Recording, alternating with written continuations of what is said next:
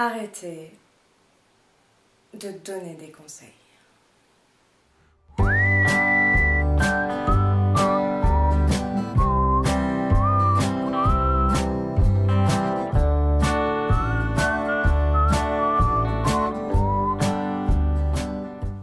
Aujourd'hui, tout le monde a un avis sur tout le monde a une expérience à partager, tout le monde semble avoir un diplôme en psychologie, tout le monde a une expérience à raconter et avec l'explosion de la communication sur les réseaux sociaux, c'est de pire en pire.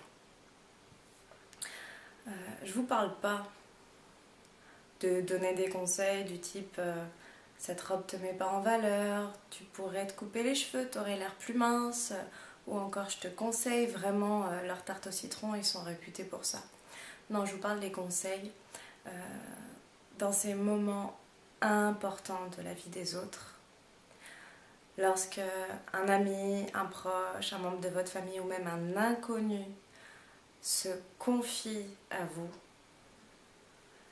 il n'a pas besoin de vos conseils, il n'a pas besoin de votre avis, de votre expérience.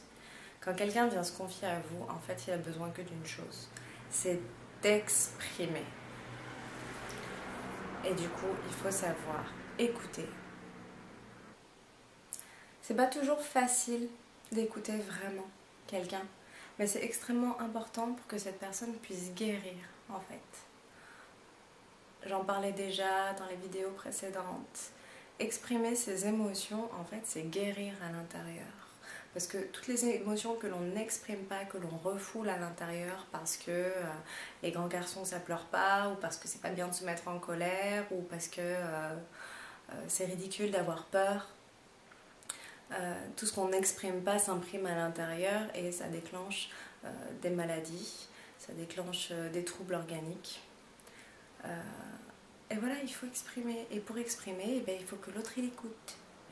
Pour écouter vraiment, ça se passe globalement en 5 étapes. En tout cas, moi j'en connais 5, hein, il y a d'autres schémas. La première chose importante, c'est de demander qu'est-ce qui s'est passé, qu'est-ce qui t'arrive. Alors il y a Roméo qui vient vous voir parce que Juliette et lui se sont disputés et qu'elle a envie de faire un break et peut-être de le quitter. Voilà. Ce qui va importer, c'est pas de savoir exactement les faits. On se fiche des faits. C'est pas de savoir qui a raison, qui a tort dans cette dispute, c'est de savoir exactement du point de vue subjectif de Roméo ce qu'il a ressenti. Il faut écouter en prêtant attention aux émotions.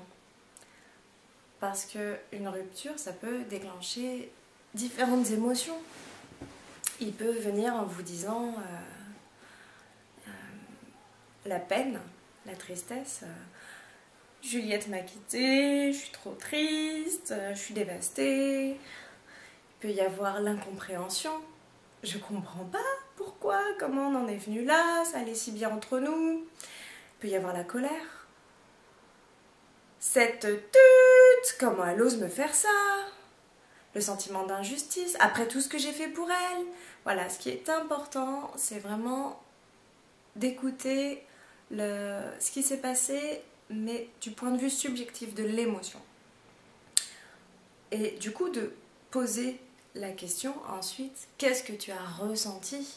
Ça, c'est la deuxième étape. La première étape, c'est de savoir qu'est-ce qui s'est passé, et la deuxième étape, c'est qu'est-ce que tu as ressenti. Parce qu'il faut que la personne sorte ce qu'elle a ressenti. Donc voilà, lui faire dire que ça lui fait de la peine, lui faire dire qu'il est en colère sur Roméo, lui faire dire qu'il ressent de l'injustice, lui faire dire qu'il est perdu. Je ne sais pas ce que je vais faire sans elle. La troisième étape, et ça peut sembler un petit peu maso, c'est d'insister en fait, de demander qu'est-ce qui est le plus difficile. Ouais. Mais c'est important parce qu'il faut exprimer tout. Et des fois on a des surprises parce qu'en fait, peut-être que ce qui est le plus difficile c'est qu'est-ce que je vais dire aux enfants? au final. Ou ça va être j'ai pas envie de déménager. Si on se sépare, je vais pas pouvoir garder l'appartement. Enfin, je veux dire, ça, voilà, ce qui est le plus difficile, c'est pas forcément la même chose que l'émotion qu'on a ressentie sur le moment. Donc voilà, il faut aller jusqu'au bout, il faut que tout ça sorte. Donc voilà, demander ce qui est le plus difficile. Et juste après, oui, parce qu'il faut enchaîner quand même, on n'enterre pas quelqu'un juste pour l'enterrer. Il faut demander et toujours écouter les réponses entre-temps, mais il faut demander qu'est-ce qui t'aide le plus dans ces moments difficiles. Qu'est-ce qui t'apporte le plus de réconfort? Ça peut être quand je suis au travail parce que j'y pense pas, ça peut être le fait d'avoir un cercle d'amis qui me soutient, ou ma famille, ou j'en sais rien. Voilà, demander à la personne ce qui l'aide le plus.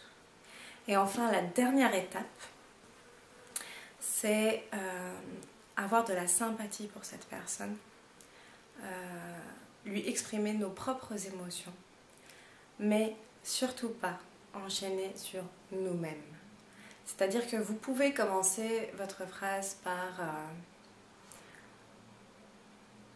je te comprends, mais si vous enchaînez par si j'étais à ta place, on s'en fout de savoir ce que vous feriez si vous étiez à sa place, parce que déjà vous n'êtes pas à sa place et que vous ne pouvez pas ressentir exactement les mêmes émotions parce que vous n'avez pas le même passé émotionnel que Roméo, et parce que vous n'avez pas vécu la dispute et que vous connaissez en fait que la surface de leur histoire, et encore si vous la connaissez.